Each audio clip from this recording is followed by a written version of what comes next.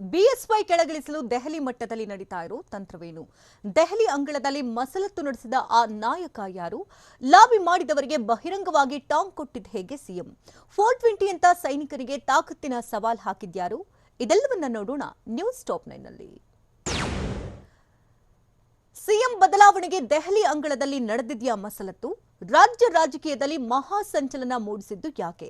CP Yogeshwar ಮತ್ತು ಕೆಲ ಶಾಸಕರ ಹುನ್ನಾರ ನಡೆಸಿದ್ದು ನಿಜಾನಾ? ನೋಡೋಣ ಅದಲು ಬದಲು ಆಟ ನ್ಯೂಸ್ ಟಾಪ್ 9 ನಲ್ಲಿ. ಕೊರೋನಾ ಆರ್ಭಟದ ಮಧ್ಯದಲ್ಲೇ ಬಿಎಸ್ವೈ ಕೆಳಗಿಳಿಸುವುದಕ್ಕೆ ಮೆಗಾ ಸಂಚು ಮಾಡಿದ್ದಾರೆ. ದೆಹಲಿಯಲ್ಲಿ ನಾಯಕತ್ವ ಬದಲಾವಣೆಗೆ ಮಸಲತ್ತು ಮಾಡಿದ್ದು ಬಿಜೆಪಿಯೊಳಗೆ ಭಿನ್ನರಾಗದ ಬೆಂಕಿ ಹೊತ್ತಿದೆ. ಬಿಎಸ್ವೈ ಬೆನ್ನಿಗೆ ಇರಿಯುವ ಹುನ್ನಾರ ನಡೆಸ್ತಾ ಇದ್ದಂತೆ ಏಕಾಏಕಿ ಯಡಿಯೂರಪ್ಪ ಕ್ಯಾಂಪ್ ನಾಯಕರು ಅಖಾಡಕ್ಕಿಳಿದಿದ್ದಾರೆ.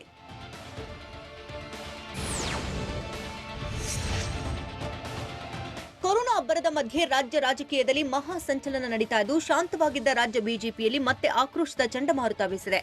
ರಾಜ್ಯ ಬಿಜೆಪಿಯಲ್ಲಿ ಏಕಾಏಕಿ ಬಣರಾಜಕೀಯ ಸೃಷ್ಟಿಯಾಗಿದ್ದು ನಾಯಕತ್ವ ಬದಲಾವಣೆಗಾಗಿ ತೆರೆಮರೆಯಲ್ಲೇ ಕಸರತ್ತು ನಡೀತಾ ಇದೆ. ತನ್ನ ವಿರುದ್ಧ ವಿರೋಧಿಗಳು ನಡೆಸ್ತಾ ಇರುವಂತಹ ತಂತ್ರ ಸಿಎಂಗೆ ಗೊತ್ತಿದೆ ಎನ್ನಲಾಗಿದ್ದು ಇದೇ ಕಾರಣಕ್ಕೆ ಕಳೆದ ವಾರವೇ ಸಿಎಂ ಬಿಎಸ್ವೈ ತಮ್ಮ ನೇತೃತ್ವದಲ್ಲಿ ಸಭೆ ನಡೆಸಿದರು ಅಂತ ಹೇಳಲಾಗ್ತಿದೆ.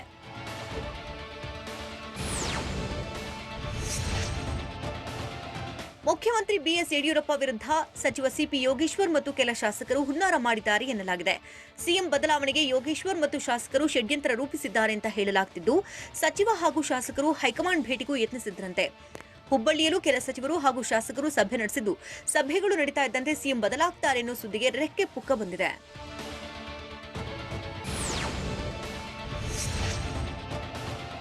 ಸಿಎಂ ಬದಲಾವಣೆಯ ಕುರಿತು ಬಿಜೆಪಿಯಲ್ಲಿ ಬಿಎಸ್ ಯಡಿಯೂರಪ್ಪ ವಿರೋಧಿ ಬಣ ವದಂತಿ ಹಬ್ಬಿಸಿದೆ. ಅಲ್ಲದೆ ಬಿಎಸ್ವೈ ಬದಲಾವಣೆ ವದಂತಿಗೆ ಹೊಸ ಡೆಡ್ಲೈನ್ ಸಿಕ್ಕಿದ್ದು ಜೂನ್ 7ರ ಶಾಸಕಾಂಗ ಪಕ್ಷದ ಸಭೆ ಪುಷ್ಟಿ ನೀಡಿದೆ. ಆದರೆ ಈವರೆಗೂ ಶಾಸಕರಿಗೆ ಸಿಎಂ ಸೂಚನೆ ಕೊಟ್ಟಿಲ್ಲ. ಜೊತೆಗೆ ಶಾಸಕಾಂಗ ಪಕ್ಷದ ಸಭೆಯ ಬಗ್ಗೆ ಸಿಎಂ ಮಾತನ್ನೂ ಆಡಿಲ್ಲ.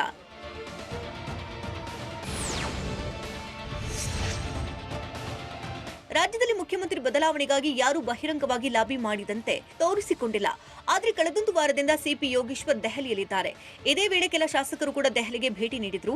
ದೆಹಲಿಯಲ್ಲಿ ಯೋಗೇಶ್ವರ್ ಇದ್ದ ಕಾರಣಕ್ಕೆ ವದಂತಿಗೆ ರೆಕ್ಕೆ ಪುಕ್ಕ ಬಂದಿದ್ದು ಸಿಎಂ ಬದಲಾವಣೆ ಪ್ರಯತ್ನ ನಡೆಸ್ತಾ ಇದ್ದಾರೆ ಎಂಬ ಅಭಿಪ್ರಾಯ ಸೃಷ್ಟಿಯಾಗಿದೆ. ಸಿಎಂ ಬದಲಾವಣೆಗೆ ಸಿಪಿ ಯೋಗೇಶ್ವರ್ ಪ್ರಯತ್ನ ಮಾಡ್ತಾ ಇದ್ದಾರೆ ಎಂಬ ವದಂತಿ ಹರಿದಾಡ್ತಿದೆ.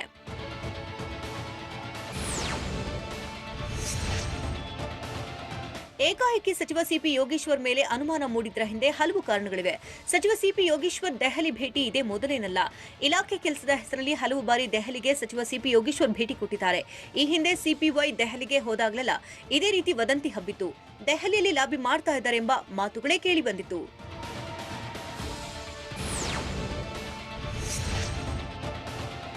ನಾಯಕತ್ವ ಬದಲಾವಣೆ ಸುದ್ದಿ ಹರಿದಾಡ್ತಾ ಇದ್ದಂತೆ ಅನುದಾನದ ವಿಚಾರಕ್ಕೆ ಅಸಮಾಧಾನದ ಸ್ಫೋಟವಾಯ್ತಾ ಅನ್ನೋ ಪ್ರಶ್ನೆ ಉದ್ಭವಿಸಿದೆ. ಶಾಸಕರು ಸಚಿವರಿಗೆ ಸರಿಯಾಗಿ ಅನುದಾನ ಸಿಕ್ತಿಲ್ವಾ ಅನ್ನೋ ಪ್ರಶ್ನೆ ಕೇಳಿಬಂದಿದ್ದು ಇದೇ ಕಾರಣಕ್ಕೆ ಸಿಎಂ ವಿರುದ್ಧ ಅಸಮಾಧಾನ ಸ್ಫೋಟಗೊಂಡಂತೆ ಕಾಣ್ತಿದೆ. ವಿಪಕ್ಷ ನಾಯಕರಿಗೆ ಹೆಚ್ಚಿನ ಅನುದಾನ ನೀಡಿದ ಆರೋಪವಿದ್ದು ಸ್ವಪಕ್ಷೀಯರಿಗೆ ಅನುದಾನ ಸಿಕ್ತಿಲ್ಲ ಅಂತ ಅಸಮಾಧಾನವಿದೆ. ಈ ಎಲ್ಲಾ ಕಾರಣಗಳಿಂದ ನಾಯಕತ್ವ ಬದಲಾವಣೆಗೆ ಪೆಟ್ಟು ಬಿದ್ದಿರೋ ಸಾಧ್ಯತೆಗಳಿದೆ.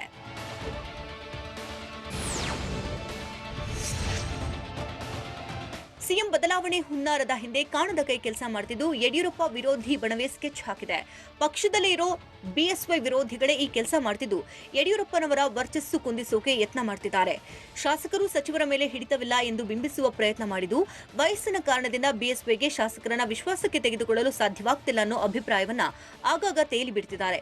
ಹೈಕಮಾಂಡ್ ಮಟ್ಟದಲ್ಲೂ ಇದೇ ಅಭಿಪ್ರಾಯ ಬಿಂಬಿಸುವುದು ವಿರೋಧಿ ಬಣದ ಉದ್ದೇಶವಾಗಿದೆ. ನಿನಗೆ ತಾಕತ್ತಿದ್ರೆ ನಾಯಕತ್ವ ಬದಲಾವಣೆ ಮಾಡುವಂತ ಸಚಿವ ಸಿಪಿ ಯೋಗೇಶ್ವರ್ಗೆ ಶಾಸಕ ರೇಣುಕಾಚಾರ್ಯ ಸವಾಲ್ ಹಾಕಿದ್ದಾರೆ. ಪ್ರವಾಸೋದ್ಯಮ ಸಚಿವ ಸಿಪಿ ಯೋಗೇಶ್ವರ್ 420 ಮೆಗಾ ಸಿಟಿಯಲ್ಲಿ ಏನೇನ್ ಹಗರಣ ಮಾಡಿದ್ದಾರೆ ಅಂತ ಗೊತ್ತು. ಯಾರು ಈ ಯೋಗೇಶ್ವರ್ ಅಂತ ರೇಣುಕಾಚಾರ್ಯ ಕಿಡಿಕಾರಿದ್ದಾರೆ. ಅಲ್ಲದೆ ನಾಯಕತ್ವ ಬದಲಾವಣೆಯಾದ್ರೆ ಬೆಂಕಿ ಹೊತ್ತಿ ಉರಿಯುತ್ತೆ. ಇಂತಹ ಸಮಯದಲ್ಲಿ ನಾನು ರಾಜಕಾರಣ ಮಾಡುತ್ತಿಲ್ಲ.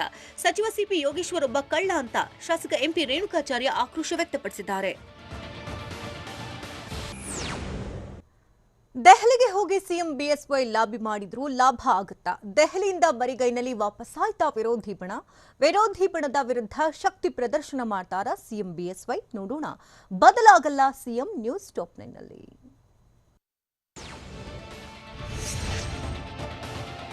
ಸಿಎಂ ಬದಲಾವಣೆಗಾಗಿ ದೆಹಲಿಯಲ್ಲಿ ಭರ್ಜರಿ ಲಾಬಿ ನಡೀತಾ ಇದೆ. ಆದರೆ ದೆಹಲಿಯಲ್ಲಿ ಲಾಬಿ ಮಾಡ್ತಾ ಇರುವವರಿಗೆ ಯಾವುದೇ ಪ್ರತಿಫಲ ಸಿಕ್ಕಿಲ್ಲ.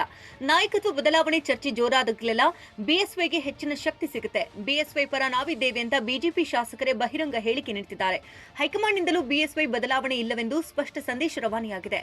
ಅರುಣ್ ಸಿಂಗ್ ಕೂಡ ಬದಲಾವಣೆಯ ಪ್ರಸ್ತಾಪವಿಲ್ಲವೆಂದು ಸ್ಪಷ್ಟನೆ ನೀಡಿ ಈಗಾಗಲೇ ಗೊಂದಲಕ್ಕೆ ತೆರೆ ಎಳೆದಿದ್ದಾರೆ. ಬಿಜೆಪಿ ವರಿಷ್ಠರನ್ನ ಭೇಟಿ ಮಾಡಲು ಪ್ರಯತ್ನ ಮಾಡಿದ್ರೂ ಕೂಡ ಬಿಎಸ್ವೈ ವಿರೋಧಿ ಪಡೆಗೆ ಸಾಧ್ಯವಾಗ್ತಿಲ್ಲ. ಸಿಎಂ ಬದಲಾವಣೆಗೆ ದೆಹಲಿಗೆ ತೆರಳಿದವರು ಬರಿಗೈಲಿ ವಾಪಸ್ ಆಗಿದ್ದು ಲಾಬಿ ಮಾಡಿದ್ರೂ ಫ್ಲಾಪ್ ಆಗ್ತಿದ್ದಾರೆ. ಸಿಎಂ ಬದಲಾವಣೆಗಾಗಿ ವಿರೋಧಿ ಬಣದ ಲಾಬಿ ವಿಫಲವಾಗಿದ್ದು ಅಸಮಾಧಾನದಿಂದ ದೆಹಲಿಗೆ ಹೋದ್ರೂ ಪ್ರಯೋಜನವಿಲ್ಲ. ಬಂಡಾಯ ಎದ್ದವರಿಗೆ ವರಿಷ್ಠರನ್ನ ಭೇಟಿ ಮಾಡಲು ಆಗಿಲ್ಲ. ಅರುಣ್ ಸಿಂಗ್ ಭೇಟಿಗೆ ಪ್ರಯತ್ನ ಮಾಡಿದ್ರೂ ಕೂಡ ಅವಕಾಶ ಸಿಕ್ಕಿಲ್ಲ. ಹೀಗಾಗಿ ದೆಹಲಿಗೆ ಹೋದ್ರೂ ಬರಿಗೈಲಿ ಸಚಿವರು ಮತ್ತು ಶಾಸಕರು ವಾಪಸ್ ಆಗಿದ್ದಾರೆ. ಸಿಎಂ ಬದಲಾವಣೆ ಹುನ್ನಾರ ಮಾಡಿದವರಿಗೆ ಹೈಕಮಾಂಡ್ ಭೇಟಿಯಾಗಲು ಸಾಧ್ಯವಾಗಿಲ್ಲ. ಕೇಂದ್ರ ನಾಯಕರನ್ನ ಭೇಟಿಯಾಗಲು ದಿನಗಟ್ಟಲೆ ಕಾಯುವ ಸ್ಥಿತಿ ಇದ್ದು ಅಮಿತ್ ಶಾ, ಜೆಪಿ ನಡ್ಡಾ ಭೇಟಿಗೆ ಅವಕಾಶ ದೊರೀತಾ ಇಲ್ಲ. ಅಲ್ಲದೆ ಭೇಟಿಗೆ ಅವಕಾಶ ಸಿಕ್ಕರೂ ಸಿಎಂ ಬದಲಾವಣೆ ವಿಚಾರ ಪ್ರಸ್ತಾಪ ಮಾಡುವುದಕ್ಕೆ ಆಗ್ತಿಲ್ಲ. ರಾಜ್ಯ ಬಿಜೆಪಿ ಉಸ್ತುವಾರಿ ಅರುಣ್ ಸಿಂಗ್ ಭೇಟಿಗೂ ಅವಕಾಶ ಸಿಕ್ಕಿಲ್ಲ. ತಮ್ಮ ವಿರುದ್ಧ ವಿರೋಧಿ ಬಣ ಲಾಬಿ ನಡೆಸ್ತಾ ಇದ್ದಂತೆ ಸಿಎಂ ಬಿಎಸ್ವೈ ಅಲರ್ಟ್ ಆಗಿದ್ದು ವಿರೋಧಿಗಳಿಗೆ ಆಪ್ತರ ಮೂಲಕ ಪರೋಕ್ಷ ತಿರುಗೇಟು ನೀಡುತ್ತಿರುವ ಸಾಧ್ಯತೆಗಳಿದೆ. ಬಿಎಸ್ವೈ ಬೆಂಬಲಿಗ ಶಾಸಕರು ಇನ್ನು 2 ವರ್ಷ ಸಿಎಂ ಬಿಎಸ್ವೈ ಆಗಿರ್ತಾರೆ ಅಂತ ಹೇಳಿಕೆ ನೀಡುತ್ತಿದ್ದಾರೆ. ಕೆಲ ಸಚಿವರು ಕೂಡ ಬಿಎಸ್ವೈ ಬೆಂಬಲಕ್ಕೆ ನಿಂತಿದ್ದಾರೆ. ಈ ಮೂಲಕ ಪರೋಕ್ಷವಾಗಿ ಸಿಎಂ ಶಕ್ತಿ ಪ್ರದರ್ಶನ ಮಾಡ್ತಾ ಇರೋ ಸಾಧ್ಯತೆಗಳಿವೆ. ಬದಲಾವಣೆ ಕೂಗನ್ನೇ ತಣ್ಣಗಾಗಿಸುವುದಕ್ಕೆ ಸಿಎಂ ಪ್ರಯತ್ನ ಮಾಡ್ತಾ ಇದ್ದಾರೆ ಎನ್ನಲಾಗಿದ್ದು ಈಗಲೂ ಶಾಸಕರು ತಮ್ಮ ಪರವಾಗಿದ್ದಾರೆ ಅಂತ ತಮ್ಮ ವಿರೋಧಿ ಬಣಕ್ಕೆ ಮೆಸೇಜ್ ಕೊಟ್ಟಿದ್ದಾರೆ. ಸಿಎಂ ಚೇಂಜ್ ಅನ್ನು ಅಗ್ನಿಕುಂಡಕ್ಕೆ ಸಚಿವ ಆರ್ ಅಶೋಕ್ ತುಪ್ಪ ಸುರಿದಂತೆ ಕಾಣ್ತಾ ಇದೆ. ರಾಜ್ಯದಲ್ಲಿ 100% ನಾಯಕತ್ವ ಬದಲಾವಣೆ ಚಟುವಟಿಕೆ ನಡೀತಾ ಇದೆ ಅಂತ ನಿನ್ನೆ ಬೆಂಗಳೂರಿನಲ್ಲಿ ಸಚಿವ ಆರ್ ಅಶೋಕ್ ಹೊಸ ಬಾಂಬ್ ಸಿಡಿಸಿದ್ರು. ದೆಹಲಿಯಲ್ಲಿ ಶಾಸಕರು ಸಚಿವರು ಬೀಡು ಬಿಟ್ಟಿರೋದು ನಿಜ. ಕೆಲವರು ಪ್ರತ್ಯೇಕ ಸಭೆ ನಡೆಸ್ತಾ ಇರೋದು ಗಮನಕ್ಕೆ ಬಂದಿದೆ ಅಂತ ತಿಳಿಸಿದ್ರು. ಸಿಎಂ ಬದಲಾವಣೆ ಬಗ್ಗೆ ಆಪ್ತ ಸಚಿವರ ಜೊತೆ ಬಿಎಸ್ವೈ ತೀವ್ರ ಅಸಮಾಧಾನ ವ್ಯಕ್ತಪಡಿಸಿದ್ರು. ಅಲ್ಲದೆ ಆರ್ ಅಶೋಕ್ ಹೇಳಿಕೆ ನೀಡುವಂತೆ ನೇರ ಸೂಚನೆ ನೀಡಿರಲಿಲ್ಲ. ಆದರೆ ಸದ್ಯದ ಬೆಳವಣಿಗೆ ಅಂದಾಜಿಸಿಯೇ ಹಿರಿಯ ಸಚಿವ ಅಶೋಕ್ ಹೇಳಿಕೆ ನೀಡಿದ್ದಾರೆ. ಸಿಎಂ ಚೇಂಜ್ ಮಾಡಬೇಕು ಅಂತ ಇದ್ದವರಿಗೆ ಸಚಿವ ಆರ್ ಅಶೋಕ್ ಟಾಂಗ್ ಕೊಟ್ಟಂತೆ ಕಾಣ್ತಾ ಇದ್ದು ಅಶೋಕ್ ಹೇಳಿಕೆ ಹಿಂದೆ ದೆಹಲಿಗೆ ತೆರಳಿದ್ದ ಯೋಗೇಶ್ವರ್ ಪ್ರಯತ್ನ ಸಫಲವಾಗದಂತೆ ತಡೆಯುವುದಕ್ಕೆ ಉದ್ದೇಶವಿದೆ ಎನ್ನಲಾಗಿದೆ. ವದಂತಿ ಹಬ್ಬಿಸ್ತಾ ಇರೋರಿಗೆ ಟಾಂಗ್ ಕೊಡಲು ಅಶೋಕ್ ಬಹಿರಂಗ ಹೇಳಿಕೆ ನೀಡಿದ್ದು ಸಿಎಂ ಬದಲಾವಣೆ ಚರ್ಚೆ ಹುಟ್ಟು ಹಾಕುವವರ ಉದ್ದೇಶಕ್ಕೆ ಪೆಟ್ಟು ಬಿದ್ದಿದೆ.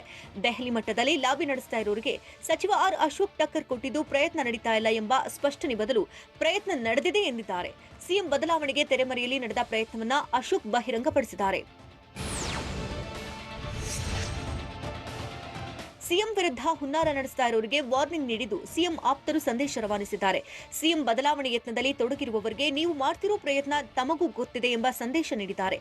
ಅಲ್ಲದೆ ಕೋವಿಡ್ ನಿರ್ವಹಣೆಗೆ ಆದ್ಯತೆ ನೀಡಿ ಎಂದಿದ್ದ ಆರ್ ಅಶೋಕ್ ನಾಯಕತ್ವ ಬದಲಾವಣೆ ಪ್ರಯತ್ನದಿಂದ ಹಿಂದೆ ಸರಿಯುವಂತೆ ಮಾಡುವಂತಹ ತಂತ್ರ ರೂಪಿಸಿದ್ದಾರೆ. ಶಾಸಕರಿಂದ ಹೇಳಿಕೆ ಕೊಡಿಸುವ ಮೂಲಕ ಮುಖ್ಯಮಂತ್ರಿ ಬಿಎಸ್ವೈ ರಣತಂತ್ರ ಹೆಣೆದಿದ್ದಾರೆ ಎನ್ನಲಾಗಿದೆ. ಸಿಎಂ ಬಿಎಸ್ವೈ ಪರವಾಗಿ ಆಪ್ತ ಶಾಸಕರು ಹೇಳಿಕೆ ನೀಡುತ್ತಿದ್ದಾರೆ. ಈ ಮೂಲಕ ಶಾಸಕರು ಇನ್ನೂ ತಮ್ಮ ಜೊತೆ ಇದ್ದಾರೆ ಅಂತ ವಿರೋಧಿ ಪಡೆಗೆ ಬಿಎಸ್ವೈ ಸಂದೇಶ ರವಾನಿಸಿದ್ದಾರೆ. ಜೊತೆಗೆ ಬಿಎಸ್ವೈ ಸ್ಥಾನ ತುಂಬಬಲ್ಲ ಬೇರೆ ನಾಯಕರಿಲ್ಲ ಅಂತ ಬಿಂಬಿಸುವ ಪ್ರಯತ್ನ ಮಾಡಿದ್ದು ಆಪ್ತ ಶಾಸಕರಿಂದ ಹೇಳಿಕೆ ಕೊಡಿಸುವ ಮೂಲಕ ಬದಲಾವಣೆ ಚರ್ಚೆಗೆ ತಡೆಯೊಡ್ಡಲು ಯಡಿಯೂರಪ್ಪ ಪ್ಲಾನ್ ಮಾಡಿದ್ದಾರೆ. ಸಿದ್ದರಾಮಯ್ಯ ಹೇಳಿಕೆ ಮುಂದಿಟ್ಟು ನಿನ್ನೆ ಬಿಎಸ್ವೈ ಪರ ಶಾಸಕರು ಬ್ಯಾಟ್ ಬೀಸಿದ್ರು. ಅವಧಿ ಪೂರ್ಣಕ್ಕೆ ಮೊದಲೇ ನಾಯಕತ್ವ ಬದಲಾವಣೆ ಬಹುತೇಕ ಅನುಮಾನವಾಗಿದೆ. ಕಳೆದ ಚುನಾವಣೆಯಲ್ಲಿ ಬಿಎಸ್ವೈ ಮುಂದಿನ ಸಿಎಂ ಅಂತ ಬಿಜೆಪಿ ಘೋಷಿಸಿತ್ತು. ಅಲ್ಲದೆ ಬಿಜೆಪಿಯನ್ನು ಮತ್ತೊಮ್ಮೆ ಅಧಿಕಾರಕ್ಕೆ ತರುವುದೇ ಗುರಿ ಅಂತ ಬಿಎಸ್ವೈ ಹೇಳ್ತಿದ್ದಾರೆ. ಹೀಗಾಗಿ ಇಂತಹ ಸಂದರ್ಭದಲ್ಲಿ ಬಿಎಸ್ವೈ ಬದಲಾವಣೆ ಮಾಡಿದ್ರೆ ಬಿಜೆಪಿಗೆ ನಷ್ಟವಾಗಲಿದೆ. ಲಾಕ್ಡೌನ್ ಇದ್ರೂ ಅಂತರ್ ಬೆಂಗಳೂರಿನಲ್ಲಿ ಸಂಚಾರ ಬಿಂದಾಸ್ ಓಡಾಟ ಹೇಗಿದೆ? ಮತ್ತೆ ಕೋವಿಡ್ ರೂಲ್ಸ್ ಎಲ್ಲೆಲ್ಲಿ ಉಲ್ಲಂಘನೆಯಾಗಿದೆ? ಖಡಕ್ ಲಾಕ್ಡೌನ್ನಲ್ಲಿ ಹಳ್ಳಿಗಳ ಕಡೆ ನಿಲ್ಲದ ಮಹಾವಲಸೆ. ಇಂಥ ಮತ್ತಷ್ಟು ಸ್ಟೋರಿಗಳನ್ನು ನೋಡೋಣ ಬೆಂಗಳೂರು ಲಾಕ್ ನ್ಯೂಸ್ ಟಾಪ್ 9ನಲ್ಲಿ. ಮೈಸೂರು ರಸ್ತೆಯ ನೈಸ್ ಜಂಕ್ಷನ್ ಬಳಿ ವಾಹನಗಳು ಬಿಂದಾಸಾಗಿ ಓಡಾಡ್ತಾ ಇದ್ದು ಅಂತರ್ ಜಿಲ್ಲಾ ಓಡಾಟಕ್ಕೆ ಬ್ರೇಕ್ ಬಿದ್ದಿಲ್ವಾ ಅನ್ನೋ ಪ್ರಶ್ನೆ ಜನರನ್ನ ಕಾಡ್ತಾ ಇತ್ತು. ಕಠಿಣ ಲಾಕ್ಡೌನ್ ಮಧ್ಯೆಯೂ ಚಾಲಕರು ಸವಾರರು ನಿಯಮ ಪಾಲಿಸ್ತಿಲ್ವಾ ಅನ್ನೋ ಶಂಕೆ ಕೂಡ ಮೂಡಿತು. ಯಾಕಂದ್ರೆ ಬೆಂಗಳೂರು ಯಾರೇ ತೊರೆದ್ರು ಯಾರೇ ಎಂಟ್ರಿ ಕೊಟ್ಟರು ಜಂಕ್ಷನ್ ಬಳಿ ಕೇಳೂರೇ ಇಲ್ಲದಂತಾಗಿತ್ತು. ಅನಗತ್ಯವಾಗಿ ಜಿಲ್ಲೆಯಿಂದ ಜಿಲ್ಲೆಗೆ ಜನರ ಓಡಾಟ ಹೆಚ್ಚಾಗಿದ್ದು ವಾಹನ ತಪಾಸಣೆ ಮಾಡಿ ಹೈರಾಣಾಗಿರುವಂತಹ ಪೊಲೀಸರು 10 ಗಂಟೆವರೆಗೂ ವೆಹಿಕಲ್ ಚೆಕಿಂಗ್ಗೆ ತಿಲಾಂಜಲಿ ಇಟ್ಟಿದ್ರು.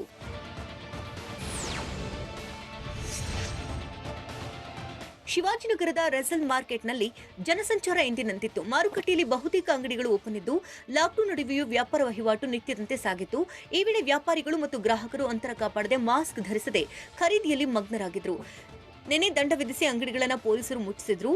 ಆದರೆ ಇಂದು ಬಹುತೇಕ ಅಂಗಡಿ ಮಾಲೀಕರು, ಕಾಫಿ ಟೀ ಶಾಪ್ ತೆಗೆದವರು ಮತ್ತೆ ಕೋವಿಡ್ ನಿಯಮಗಳನ್ನು ಬ್ರೇಕ್ ಮಾಡಿದ್ರು.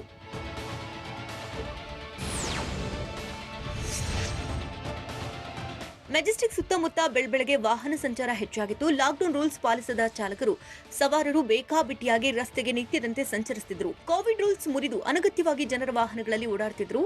ಕೊರೋನಾ ಸೋಂಕು ಹೆಚ್ಚಿದ್ರೂ ಕೂಡ ಲಾಕ್ಡೌನ್ಗೂ ಕೇರ್ ಮಾಡದೆ ಜನರು ಓಡಾಟದಲ್ಲಿ ತಲ್ಲೀನರಾದರು.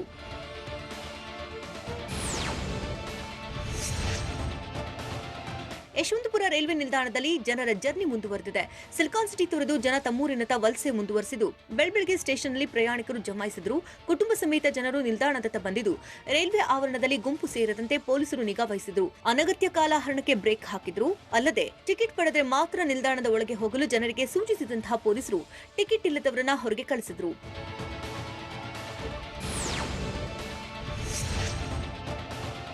ಬೆಂಗಳೂರಿನಲ್ಲಿ ಕೊರೋನಾ ನಿಯಂತ್ರಣಕ್ಕೆ ಲಾಕ್ಡೌನ್ ಮಾಡಿದ್ರೂ ಕೂಡ ಜನರು ಮಾತ್ರ ಎಚ್ಚೆತ್ತುಕೊಳ್ತಾ ಇಲ್ಲ. ಲಗೇಜ್ ಸಮೇತ ಪ್ರಯಾಣಿಕರು ತುಂಬಿಕೊಂಡು ಬಂದಂತಹ ಆಟೋ ಚಾಲಕನಿಗೆ ಹಾಗೂ ಪ್ರಯಾಣಿಕರಿಬ್ಬರಿಗೂ ದಂಡ ವಿಧಿಸಲಾಗಿದೆ. ಯಶವಂತಪುರ ರೈಲ್ವೆ ನಿಲ್ದಾಣಕ್ಕೆ ಆಟೋ ಬಂದಿದ್ದು, ಬಿಬಿಎಂಪಿ ಮಾರ್ಷಲ್ ಕಣ್ಣಿಗೆ ಬೀಳ್ತಾ ಇದ್ದಂತೆ ಆಟೋ ಸೈಡ್ಗೆ ಹಾಕಿದ್ದಾರೆ. ಈ ವೇಳೆ ಬುದ್ಧಿ ಹೇಳಿದಂತಹ ಮಾರ್ಷಲ್ ಆಟೋ ಚಾಲಕ ಹಾಗೂ ಪ್ರಯಾಣಿಕರಿಬ್ಬರಿಗೂ ಕೂಡ ದಂಡ ಹಾಕಿ ವಾರ್ನ್ ಮಾಡಿ ಕಳಿಸಿದ್ದಾರೆ.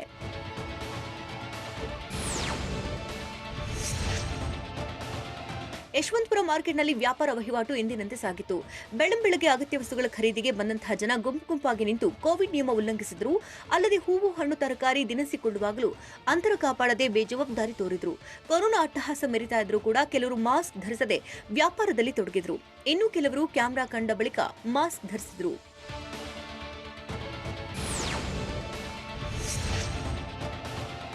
ಯಲಹಂಕದ ಪಿಯು ಕಾಲೇಜಿನ ವ್ಯಾಕ್ಸಿನ್ ಸೆಂಟರ್ ಬಳಿ ವ್ಯಾಕ್ಸಿನ್ ಪಡೆಯಲು ಜನ ಮುಗಿಬಿದ್ದಿದ್ರು. ಅರ್ಧ ಕಿಲೋಮೀಟರ್ನಷ್ಟು ಸರತಿಯಲ್ಲಿ ನಿಂತವರು ಕೋವಿಡ್ ರೂಲ್ಸ್ ಪಾಲಿಸಿದ್ರು. ಇನ್ನು ವ್ಯಾಕ್ಸಿನ್ ಸೆಂಟರ್ ಬಳಿ ಬೆಳಗ್ಗೆ 3 ಗಂಟೆಯಿಂದ ಸುಮಾರು 200ಕ್ಕೂ ಹೆಚ್ಚು ಜನ ಸಾಲಲ್ಲಿ ನಿಂತಿದ್ರು.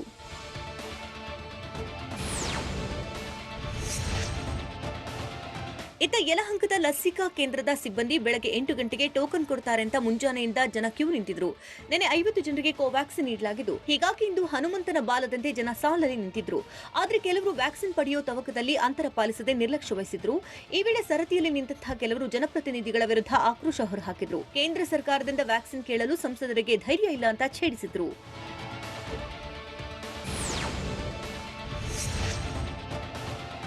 ಮಲ್ಲೇಶ್ವರಂನ ಕೆಸಿ ಜನರಲ್ ಆಸ್ಪತ್ರೆ ಬಳಿಯೂ ವ್ಯಾಕ್ಸಿನ್ಗಾಗಿ ಜನ ಬೆಳ್ಳಂಬೆಳಗ್ಗೆ ಸಾಲಲ್ಲಿ ನಿಂತಿದ್ರು. ಆಸ್ಪತ್ರೆಯತ್ತ ದೌಡಾಯಿಸಿ ಬಂದಂತಹ ಮಂದಿ ಅರ್ಧ ಕಿಲೋಮೀಟರ್ವರೆಗೂ ವ್ಯಾಕ್ಸಿನ್ಗಾಗಿ ಕ್ಯೂನಲ್ಲಿ ಕಾದ್ರು. ಕೆಲ ದಿನಗಳ ಹಿಂದೆ ಲಸಿಕೆ ಸಿಗದೆ ಹೋಗಿದ್ದಕ್ಕೆ ಸರತಿಯಲ್ಲಿ ನಿಂತಿದ್ದ ಜನ ಗಲಾಟೆ ಮಾಡಿದ್ರು. ಹೀಗಾಗಿ ಆಸ್ಪತ್ರೆ ಮುಂದೆ ಭದ್ರತೆ ಕಲ್ಪಿಸಲಾಗಿತ್ತು. ಜಿಲ್ಲೆಗಳಲ್ಲಿ ಅನಗತ್ಯ ಓಡಾಟಕ್ಕೆ ಇನ್ನೂ ಬ್ರೇಕ್ ಬಿದ್ದಿಲ್ಲ ಯಾಕೆ? ದಿನ ಬಿಟ್ಟು ದಿನ ಲಾಕ್ಡೌನ್ ಮಾಡಿರುವುದಾದರೂ ಎಲ್ಲೆಲ್ಲಿ? ಎಣ್ಣೆಗಾಗಿ ಮತ್ತೆ ನೂಕು ನುಗ್ಗಲು ಉಂಟಾಗಿರುವುದಾದರೂ ಎಲ್ಲಿ? ನೋಡೋಣ ಕರುನಾಡು ಲಾಗ್ ನ್ಯೂಸ್ ಟಾಪ್ 9ನಲ್ಲಿ. ಕೊಡಗು ಜಿಲ್ಲೆಯಾದ್ಯಂತ ಕಠಿಣ ಲಾಕ್ಡೌನ್ ಜಾರಿಗೊಳಿಸಲಾಗಿದೆ. ಹಾಲು ಪೇಪರ್ ಹೊರತುಪಡಿಸಿ ಉಳಿದೆಲ್ಲ ಸೇವೆಗಳನ್ನು ಬಂದ್ ಮಾಡಲಾಗಿದೆ. ಮಡಿಕೇರಿಯ ಪ್ರಮುಖ ವೃತ್ತಗಳಲ್ಲಿ ಪೊಲೀಸರನ್ನ ನಿಯೋಜಿಸಲಾಗಿದೆ. ಅನಗತ್ಯ ಓಡಾಡುವವರ ವಿರುದ್ಧ ಖಾಕಿ ಕಠಿಣ ಕ್ರಮಕ್ಕೆ ಮುಂದಾಗಿದ್ದು, ಬೆಳಗ್ಗೆಯಿಂದಲೇ ರಸ್ತೆಗಿಳಿದು ತಪಾಸಣೆ ಆರಂಭಿಸಿದೆ. ಜೊತೆಗೆ ತೀರಾ ಅನಿವಾರ್ಯ ಇದ್ದರಷ್ಟೇ ಮನೆಯಿಂದ ಹೊರಬರಬೇಕು ಅಂತ ಎಚ್ಚರಿಕೆ ನೀಡಲಾಗಿದೆ.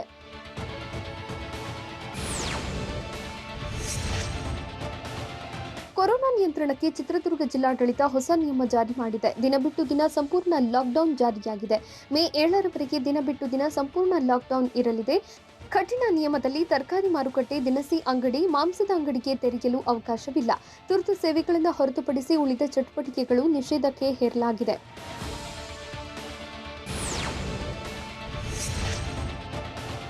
ತುರ್ತು ಸೇವೆಗಳನ್ನು ಹೊರತುಪಡಿಸಿ ಉಳಿದ ಚಟುವಟಿಕೆಗಳು ನಿಷೇಧ ಹೇರಲಾಗಿದೆ. ಹೀಗಾಗಿ ಜನರಿಲ್ಲದೆ ಸಂಪೂರ್ಣ ನಗರ ಖಾಲಿಯಾಗಿದೆ. ಕೋಲಾರ ಜಿಲ್ಲೆಯಾದ್ಯಂತ 4 ದಿನಗಳ ಕಂಪ್ಲೀಟ್ ಲಾಕ್ಡೌನ್ ಜಾರಿಯಾಗಿದೆ. ಇಂದು ಬೆಳಗ್ಗೆ 10 ಗಂಟೆಯ ತನಕ ಮಾತ್ರ ಅಗತ್ಯ ವಸ್ತುಗಳ ಖರೀದಿಗೆ ಅವಕಾಶ ನೀಡಲಾಗಿದ್ದು, ಸೋಮವಾರ ಬೆಳಗ್ಗೆ 6 ಗಂಟೆವರೆಗೆ 4 ದಿನಗಳ ಕಾಲ ಸಂಪೂರ್ಣ ಬಂದ್ ಜಾರಿಗೆ ಬಂದಿದೆ. ತುರ್ತು ಸೇವೆಗಳಿಗೆ ಮಾತ್ರ ಅವಕಾಶ ಇದ್ದು, ಅಗತ್ಯ ವಸ್ತು ಖರೀದಿಗೂ ನಿರ್ಬಂಧ ಹೇರಲಾಗಿದೆ. ಕಠಿಣ ಲಾಕ್ಡೌನ್ ಜಾರಿ ಮಾಡಿ ಕೋಲಾರ ಜಿಲ್ಲಾಧಿಕಾರಿ ಆರ್ ಸೆಲ್ವಮಣಿ ಆದೇಶ ನೀಡಿದ್ದಾರೆ.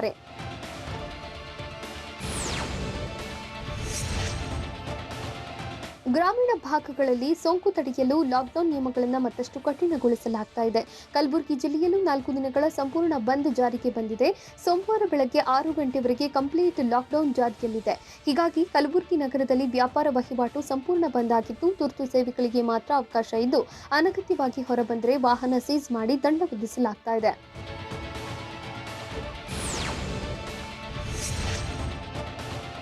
ಕೊರೋನಾ ಸೋಂಕು ಹರಡದಂತೆ ತಡೆಗಟ್ಟಲು ಚಿಕ್ಕಬಳ್ಳಾಪುರ ಜಿಲ್ಲಾಡಳಿತ ಕಠಿಣ ಕ್ರಮ ಕೈಗೊಂಡಿದೆ. ಜಿಲ್ಲೆಯಲ್ಲಿ 4 ದಿನ ಕಂಪ್ಲೀಟ್ ಲಾಕ್ಡೌನ್ ಜಾರಿಯಾಗಿದೆ. ಕೇವಲ ತುರ್ತು ಹಾಗೂ ವೈದ್ಯಕೀಯ ಸೇವೆಗಳು ಸೇರಿದಂತೆ ರಾಷ್ಟ್ರೀಯ ಹೆದ್ದಾರಿಯ ಪೆಟ್ರೋಲ್ ಬಂಕ್ ತೆರೆಯಲು ಅನುಮತಿ ಸಿಕ್ಕಿದೆ. ನಾಳೆ ನಾಡಿದ್ದು ಬಾಗೇಪಲ್ಲಿ, ಚಿಂತಾಮಣಿಯ ಟೊಮ್ಯಾಟೊ ಮಾರ್ಕೆಟ್ ಓಪನ್ ಮಾಡಲು ಅವಕಾಶ ನೀಡಲಾಗಿದೆ.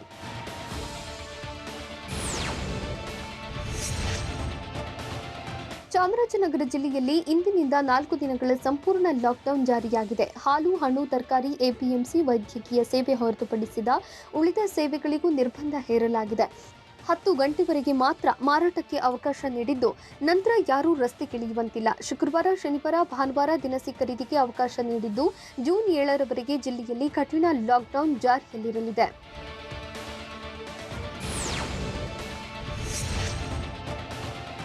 ಗದಗ ಜಿಲ್ಲೆಯಲ್ಲಿ 10 ಗಂಟೆಯ ನಂತರ ಸಂಪೂರ್ಣ ಲಾಕ್ಡೌನ್ ಜಾರಿಯಾಗಿದೆ. ಹೀಗಾಗಿ ಲಕ್ಷ್ಮೇಶ್ವರ ಪಟ್ಟಣದಲ್ಲಿ ಮದ್ಯ ಖರೀದಿಗಾಗಿ ಜನ ಮುಗಿಬಿದ್ದಿದ್ರು. ಬೆಳಗ್ಗೆಯಿಂದಲೇ ಮದ್ಯಪ್ರಿಯರು ವೈನ್ ಶಾಪ್ ಮುಂದೆ ಸಾಲುಗಟ್ಟಿ ನಿಂತಿದ್ರು. ಅಕ್ಕಪಕ್ಕದ ತಾಲೂಕಿನ ಜನ ಕೂಡ ಲಕ್ಷ್ಮೇಶ್ವರ ಪಟ್ಟಣದ ವೈನ್ ಶಾಪ್ ಮುಂದೆ ಹಾಜರಿದ್ರು. ಎಣ್ಣೆ ಖರೀದಿ ಭರಾಟೆಯಲ್ಲಿ ಕೋವಿಡ್ ನಿಯಮಗಳನ್ನು ಗಾಳಿಗೆ ತೂರಿದ್ದ ಮದ್ಯಪ್ರಿಯರು ಗುಂಪಾಗಿ ಸೇರಿದ್ರು.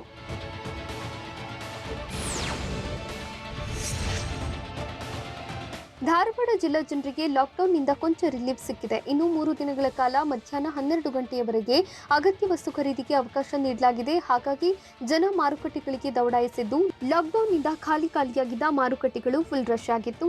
ದಿನಸಿ, ಮಾಂಸ, ತರಕಾರಿಗೆ ಅವಕಾಶ ನೀಡಲಾಗಿದೆ. ಹೀಗಾಗಿ ಫೀಲ್ಡ್ಗಿಳಿದ ಡಿಸಿಪಿ ರಾಮರಾಜನ್ ಅನಗತ್ಯ ವಾಹನಗಳ ಓಡಾಟಕ್ಕೆ ಬ್ರೇಕ್ ಹಾಕೋದ್ರೊಂದಿಗೆ ಬಡಾವಣೆಗಳಲ್ಲಷ್ಟೇ ತರಕಾರಿ ಮಾರುವಂತೆ ಸೂಚನೆ ನೀಡಿದರು. ಲಾಕ್ಡೌನ್ನಿಂದ ಮನೆಯಲ್ಲಿ ಕೂರದ ಯುವಕರು ಕ್ರಿಕೆಟ್ ಆಟಕ್ಕಿಳಿದಿದ್ರು. ಮೈಸೂರಿನಲ್ಲಿ ರೂಲ್ಸ್ ಬ್ರೇಕ್ ಮಾಡಿ ಕ್ರಿಕೆಟ್ ಆಟ ಆಡ್ತಿದ್ದವರಿಗೆ ಖಾಕಿ ಬಿಸಿ ಮುಟ್ಟಿಸಿದೆ. ಮೈಸೂರಿನ ದೊಡ್ಡಕೆರೆ ಮೈದಾನದಲ್ಲಿ ಕ್ರಿಕೆಟ್ ಆಡ್ತಾ ಇದ್ದ ಯುವಕರು ಪೊಲೀಸ್ ಜೀಪ್ ಬರ್ತಿದ್ದಂತೆಯೇ ದಿಕ್ಕಾಪಾಲಾಗಿ ಓಡಿ ಹೋಗಿದ್ದಾರೆ. 10ಕ್ಕೂ ಹೆಚ್ಚು ಯುವಕರು ಸೇರಿ ಕ್ರಿಕೆಟ್ ಆಡ್ತಾ ಇದ್ರು. ಪರಿಶೀಲನೆಗಾಗಿ ನಜರ್ಬಾದ್ ಸಬ್ ಇನ್ಸ್ಪೆಕ್ಟರ್ ಸಿದ್ದೇಶ್ ಸ್ಥಳಕ್ಕೆ ಆಗಮಿಸ್ತಾ ಇದ್ದಂತೆ ಯುವಕರ ಗುಂಪು ಓಡಿ ಹೋಗಿದೆ. ಫಂಗಸ್ ರೋಗ ಬಂದ್ರೆ ರೋಗಿಗಳಿಗೆ ದೇವ್ರೇ ಗತಿನ. ಕುಟುಂಬಸ್ಥರ ಮೇಲೆ ಡಾಕ್ಟರ್ಗಳು ಒತ್ತಡ ಹೇರ್ತಿರೋದ್ಯಾಕೆ? ಜಿಲ್ಲೆಗಳಲ್ಲೂ ಕರಿಮಾರಿ ಅಟ್ಟಹಾಸ ಹೆಚ್ಚಾಗ್ತಿರೋದಾದ್ರೂ ಹೇಗೆ? ನೋಡೋಣ ಕೊರೋನಾ ಘಾತ ನ್ಯೂಸ್ ಟಾಪ್ 9ನಲ್ಲಿ.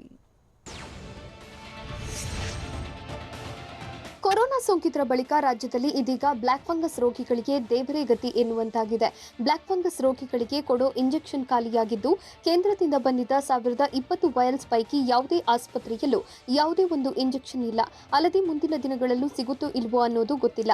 ಹೀಗಾಗಿ ರಾಜ್ಯದಲ್ಲಿರುವ ಬ್ಲಾಕ್ ಫಂಗಸ್ ರೋಗಿಗಳ ಸ್ಥಿತಿ ಚಿಂತಾಜನಕವಾಗಿದೆ. ಬ್ಲಾಕ್ ಫಂಗಸ್ ರೋಗಿಗಳದ್ದು ಸಾವು ಬದುಕಿನ ಹೋರಾಟವಾಗಿದ್ದು, ಸೂಕ್ತ ಸಮಯಕ್ಕೆ ಇಂಜೆಕ್ಷನ್ ಸಿಗದೆ ವೈದ್ಯರು ಕೈಚೆಲ್ಲಿ ಕೂತಿದ್ದಾರೆ. ರಾಜ್ಯದಲ್ಲಿ ಸದ್ಯ 700 ಬ್ಲಾಕ್ ಫಂಗಸ್ ರೋಗಿಗಳಿದ್ದು, ಖಾಸಗಿ ಹಾಗೂ ಸರ್ಕಾರಿ ಆಸ್ಪತ್ರೆಗಳು 20,000 ವಯಲ್ಸ್ ಆಂಫೋಟೆರಿಸಿನ್ ಬಿ ಇಂಜೆಕ್ಷನ್ಗೆ ಬೇಡಿಕೆ ಇಟ್ಟಿವೆ. ಆದರೆ ರಾಜ್ಯದಲ್ಲಿ ಇಂಜೆಕ್ಷನ್ ಖಾಲಿಯಾಗಿದ್ದು, ಇಂಜೆಕ್ಷನ್ ಇಲ್ಲದ ಕಾರಣ ರೋಗಿಗಳಿಗೆ ಚಿಕಿತ್ಸೆ ನೀಡಲಾಗ್ತಿಲ್ಲ. ಹೀಗಾಗಿ ಇಂಜೆಕ್ಷನ್ ತರುವಂತೆ ಕುಟುಂಬಸ್ಥರ ಮೇಲೆ ವೈದ್ಯರಿಂದ ಒತ್ತಡ ಹಾಕ್ತಿದ್ದಾರೆ. ಶಿವಮೊಗ್ಗದಲ್ಲಿ ಬ್ಲಾಕ್ ಫಂಗಸ್ಗೆ 2 ಬಲಿಯಾಗಿದ್ದು, ಮತ್ತಿಬ್ಬರು ಶಂಕಿತ ಬ್ಲಾಕ್ ಫಂಗಸ್ನಿಂದ ಮೃತಪಟ್ಟಿದ್ದಾರೆ. ವರದಿ ಬಂದ ಬಳಿಕ ಬ್ಲಾಕ್ ಫಂಗಸ್ನಿಂದಲೇ ಮೃತಪಟ್ಟರ ಎನ್ನುವುದು ಖಚಿತವಾಗಲಿದೆ. ಜಿಲ್ಲೆಯಲ್ಲಿ 8 ಜನರಿಗೆ ಬ್ಲಾಕ್ ಫಂಗಸ್ ದೃಢಪಟ್ಟಿದ್ದು, ಮತ್ತೆ 14 ಜನರಿಗೆ ಕಪ್ಪು ಶಿಲೀಂಧ್ರ ಅಟ್ಯಾಕ್ ಮಾಡಿರುವ ಆತಂಕವಿದೆ. ಎಲ್ಲರಿಗೂ ಮೆಗ್ಗಾನ್ ಆಸ್ಪತ್ರೆಯಲ್ಲಿ ಚಿಕಿತ್ಸೆ ನೀಡಲಾಗ್ತಾ ಇದೆ. ಬಾಗಲಕೋಟೆಯಲ್ಲಿ ದಿನೇ ಕಪ್ಪು ಶಿಲೀಂಧ್ರದ ಆರ್ಭಟ ಹೆಚ್ಚುತ್ತಿದ್ದು, ಮತ್ತೆ 4 ಬ್ಲಾಕ್ ಫಂಗಸ್ ದೃಢಪಟ್ಟಿದೆ. ಜಿಲ್ಲೆಯಲ್ಲಿ ಇದುವರೆಗೂ ಒಟ್ಟು 28 ಜನರಲ್ಲಿ ಬ್ಲಾಕ್ ಫಂಗಸ್ ಪತ್ತೆಯಾಗಿದ್ದು, ಕೋವಿಡ್ ಜಿಲ್ಲಾ ಆಸ್ಪತ್ರೆಯಲ್ಲಿ 9 ಜನರಿಗೆ ಚಿಕಿತ್ಸೆ ನೀಡಲಾಗ್ತಾ ಇದೆ. ಜಿಲ್ಲೆಗೆ 35 ಇಂಜೆಕ್ಷನ್ ಮಾತ್ರ ಪೂರೈಕೆಯಾಗಿದ್ದು, ದಿನದಿಂದ ದಿನಕ್ಕೆ ಬ್ಲಾಕ್ ಫಂಗಸ್ ಕೇಸ್ಗಳು ಹೆಚ್ಚುತ್ತಿದೆ. ಹೀಗಾಗಿ ಜಿಲ್ಲೆಯ ಜನರಿಗೆ ಕರಿಮಾರಿ ಆತಂಕ ಕಾಡ್ತಾ ಇದೆ. ಕೊರೋನಾ ಆರ್ಭಟದಿಂದ ಅದೆಷ್ಟೋ ಕುಟುಂಬಗಳು ನಲುಗಿ ಹೋಗ್ತಾ ಇವೆ. ಬೆಳಗಾವಿಯಲ್ಲಿ 15 ದಿನಗಳ ಅಂತರದಲ್ಲಿ 3 ಸಹೋದರರು ಬಲಿಯಾಗಿದ್ದಾರೆ. ಸವದತ್ತಿ ತಾಲೂಕಿನ ಇನಾಮ ಹೊಂಗಲದ ಬಗಲೆ ಕುಟುಂಬದ 3 ಮೃತಪಟ್ಟಿದ್ದಾರೆ. ಮೂಲತಃ ಧಾರವಾಡ ತಾಲೂಕಿನ ಹೆಬ್ಬಳ್ಳಿಯವರು ಹಲವು ವರ್ಷಗಳಿಂದ ಇನಾಮ ಹೊಂಗಲದಲ್ಲಿ ನೆಲೆಸಿದ್ರು. ಇದೀಗ ಕೊರೋನಾದಿಂದ ಕುಟುಂಬದಲ್ಲಿ ಬಿರುಗಾಳಿಗೆ ಬೀಸಿದ್ದು ಗಂಗಾರಾಮ ಬಗಲೆ, ದುರ್ಗಾಣಿ ಬಗಲೆ, ಶಿವಾಜಿ ಬಗಲೆ ಕೊರೋನಾ ಸೋಂಕಿಗೆ ಬಲಿಯಾಗಿದ್ದಾರೆ. ಶಿಕ್ಷಕರ ಜೀವದ ಜೊತೆ ಶಿಕ್ಷಣ ಇಲಾಖೆ ಚೆಲ್ಲಾಟ ಆಡ್ತಾ ಇದ್ದು ಕಣ್ಣೊರೆಸುವ ತಂತ್ರಕ್ಕೆ ಮುಂದಾದಂತೆ ಕಾಣ್ತಾ ಇದೆ. ಮೇ 15ರಂದು ಟಿವಿ9 ಪ್ರಸಾರ ಮಾಡಿದ್ದ ಈ ಸಾವು ನ್ಯಾಯವೇ ವರದಿಯಿಂದ ಎಚ್ಚೆತ್ತುಕೊಂಡಿದ್ದ ಸಚಿವ ಸುರೇಶ್ ಕುಮಾರ್ ಕೋವಿಡ್ಗೆ ಬಲಿಯಾಗಿದ್ದ ಶಿಕ್ಷಕರ ವರದಿ ಕೇಳಿದ್ರು.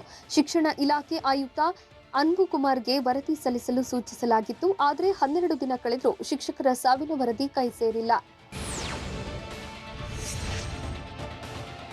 ದುಬಾರಿ ಬೆಲೆಗೆ ಆಕ್ಸಿಜನ್ ಸಿಲಿಂಡರ್ ಮಾರಾಟ ಮಾಡುತ್ತಿದ್ದ 2 ಆರೋಪಿಗಳನ್ನು ಸಿಸಿಬಿ ಪೊಲೀಸರು ಬಂಧಿಸಿದ್ದಾರೆ.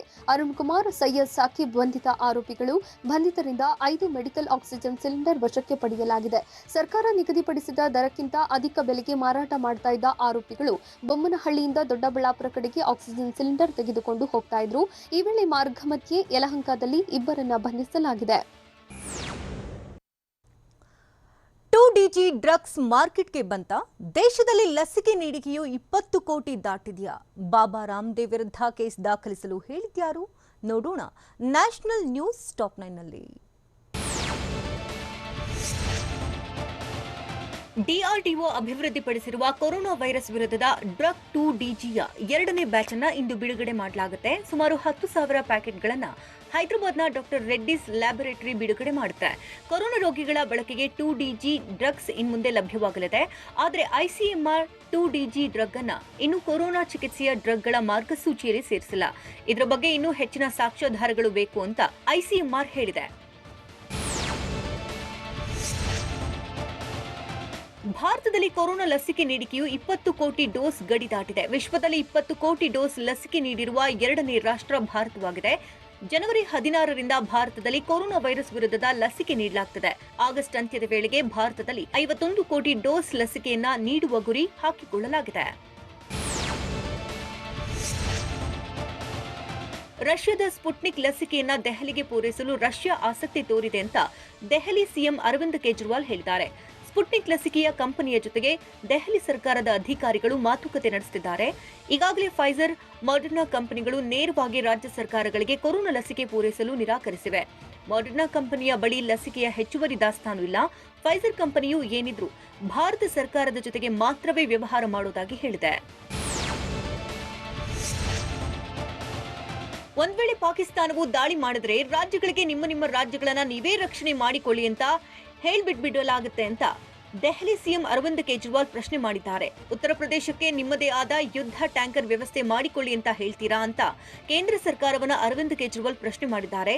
ರಾಜ್ಯಗಳೇ ಕೊರೋನಾ ವೈರಸ್ ವಿರುದ್ಧದ ಲಸಿಕೆಯ ವ್ಯವಸ್ಥೆ ಮಾಡಿಕೊಳ್ಳಬೇಕೆಂದು ಬಿಟ್ಟಿರೋದಕ್ಕೆ ಅರವಿಂದ್ ಕೇಜ್ರಿವಾಲ್ ಈ ಪ್ರಶ್ನೆ ಕೇಳಿದ್ದಾರೆ. ಸೆರಮ್ ಇನ್ಸ್ಟಿಟ್ಯೂಟ್ ಆಫ್ ಇಂಡಿಯಾದ ಕೋವಿಶೀಲ್ಡ್ ಹಾಗೂ ಭಾರತ್ ಬಯೋಟೆಕ್ ಕಂಪನಿಯ ಕೋವ್ಯಾಕ್ಸಿನ್ ಲಸಿಕೆಗಳ ಪರಿಣಾಮಕಾರಿತನದ ಬಗ್ಗೆ ಇದೀಗ ಐಸಿಎಂಆರ್ ಅಧ್ಯಯನ ನಡೆಸಲಿದೆ. ಮುಂದಿನ ವಾರದಿಂದ ಲಸಿಕೆಗಳ ಪರಿಣಾಮಕಾರಿತನದ ಬಗ್ಗೆ ಅಧ್ಯಯನ ನಡೆಸಲಿದೆ. ಈಗಾಗಲೇ ಲಸಿಕೆ ಪಡೆದಿರುವ ಸುಮಾರು 4,000 ಜನರನ್ನ ಸರ್ವೆ ಮಾಡಲಾಗುತ್ತೆ ಅಂತ ಐಸಿಎಂಆರ್ ನ್ಯಾಷನಲ್ ಇನ್ಸ್ಟಿಟ್ಯೂಟ್ ಆಫ್ ಎಪಿಡೆಮಾಲಜಿಯ ಹಿರಿಯ ವಿಜ್ಞಾನಿ ತರುಣ್ ಭಟ್ನಾಗರ್ ಹೇಳಿದ್ದಾರೆ. ಯೋಗ ಗುರು ಬಾಬಾ ರಾಮದೇವ್ ವಿರುದ್ಧ ದೇಶದ್ರೋಹದ ಕೇಸ್ ದಾಖಲಿಸಬೇಕು ಅಂತ ಇಂಡಿಯನ್ ಮೆಡಿಕಲ್ ಅಸೋಸಿಯೇಷನ್ ಪ್ರಧಾನಿ ಮೋದಿಗೆ ಪತ್ರ ಬರೆದಿದೆ. ಕೊರೋನಾ ಲಸಿಕೆ ಹಾಗೂ ಕೋವಿಡ್ ಚಿಕಿತ್ಸಾ ವಿಧಾನಗಳ ವಿರುದ್ಧ ಬಾಬಾ ರಾಮದೇವ್ ಮಾತನಾಡಿದ್ದಾರೆ ಅಂತ ಉತ್ತರಾಖಂಡ್ ರಾಜ್ಯದ ಐಎಂಎ ಹೇಳಿದೆ. ಬಾಬಾ ರಾಮದೇವ್ ವಿರುದ್ಧ 1,000 ಕೋಟಿ ರೂಪಾಯಿ ಮಾನನಷ್ಟ ಮೊಕದ್ದಮೆ ದಾಖಲಿಸುವುದಾಗಿಯೂ ಐಎಂಎ ಹೇಳಿದೆ. ಮುಂಬೈನ ಧಾರಾವಿ ಸ್ಲಂನಲ್ಲಿ ಕೊರೋನಾದ ಹೊಸ ಕೇಸ್ಗಳಲ್ಲಿ ಭಾರೀ ಕುಸಿತವಾಗಿದೆ. ಕಳೆದ 24 ಗಂಟೆಗಳಲ್ಲಿ ಧಾರಾವಿ ಸ್ಲಂನಲ್ಲಿ ಕೇವಲ 3 ಕೊರೋನಾ ಪಾಸಿಟಿವ್ ಪ್ರಕರಣಗಳು ಪತ್ತೆಯಾಗಿದೆ. ಧಾರಾವಿ ಸ್ಲಂನಲ್ಲಿ ಇದೀಗ 62 ಕೊರೋನಾ ಸಕ್ರಿಯ ಪ್ರಕರಣಗಳು ಮಾತ್ರ ಇವೆ. ಅಮೆರಿಕಕ್ಕೆ 5 ದಿನಗಳ ಕಾಲ ಭೇಟಿ ನೀಡಿರುವ ಭಾರತದ ವಿದೇಶಾಂಗ ಸಚಿವ ಜೈಶಂಕರ್ ಲಸಿಕೆಯ ಪೂರೈಕೆ ಬಗ್ಗೆ ಅಮೆರಿಕದ ಸಚಿವರು, ಅಧಿಕಾರಿಗಳು, ಕಂಪನಿಗಳೊಂದಿಗೆ ಮಾತುಕತೆ ನಡೆಸುತ್ತಿದ್ದಾರೆ. ನಾಳೆ ಅಮೆರಿಕದ ವಿದೇಶಾಂಗ ಕಾರ್ಯದರ್ಶಿ ಬ್ಲಿಂಕೆನ್ ಜೊತೆಗೆ ಮಾತುಕತೆ ನಡೆಸಲಿದ್ದಾರೆ. ಅಮೆರಿಕದಿಂದ ಹೆಚ್ಚಿನ ಲಸಿಕೆಯ ಕಚ್ಚಾ ವಸ್ತುಗಳನ್ನು ಪೂರೈಸುವ ಬಗ್ಗೆ ಮಾತುಕತೆ ನಡೆಸಲಿದ್ದಾರೆ.